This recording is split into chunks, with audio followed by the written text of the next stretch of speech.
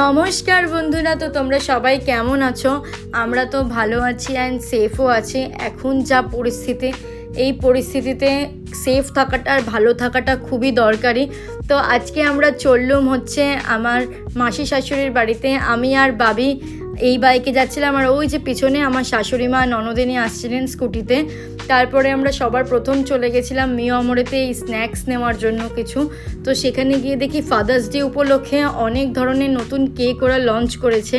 আর একটা কেকের ওপর দেখলাম লেখা আছে বাপ বাপই হতা হ্যায়। সত্যি এটা যাদের বাবা আছে তারা খুব ভালো করে ফিল করতে পারবে। অ্যান্ড তারপর ওখান থেকে নিয়ে নিয়েছিলাম চিকেন ক্লজ আর পনির টিক্কা মশালা রোল আর ব্ল্যাক ফরেস্ট কেক।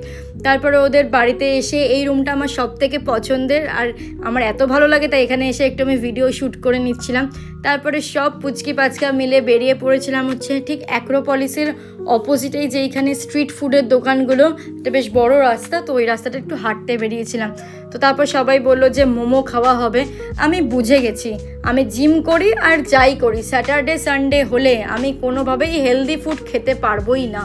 তারপরে এই দোকান থেকে নেওয়া হয়েছিল হচ্ছে একটা মালাই কাবাব, স্মোকি স্ন্যাক্স দোকানটার নাম। এখানে কাবাবটা সত্যিই খুব ভালো খেতে।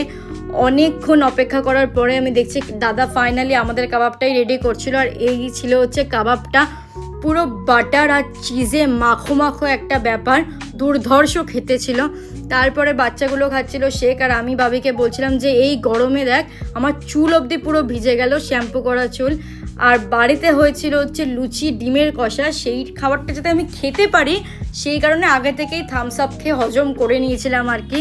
অ্যান্ড তারপরে আমরা বসেছিলাম হচ্ছে উনো খেলতে সবাই মিলে। তখন বাজছিল রাত 1টা, আর এখানে প্রত্যেকে বসেছিলাম, আর আমার ননদিনী তো এইভাবে বসেছিল। অ্যান্ড আমি জিতেছিলাম গাইজ, উনোতে ফার্স্ট হয়েছিলাম, তাই জন্য এত নাচছিলাম। আমার ভাই বারবার বলছে দিদি তুমি পড়ে যাবে, সামনে এসো, দিদি তুমি পড়ে যাবে, সামনে এসো।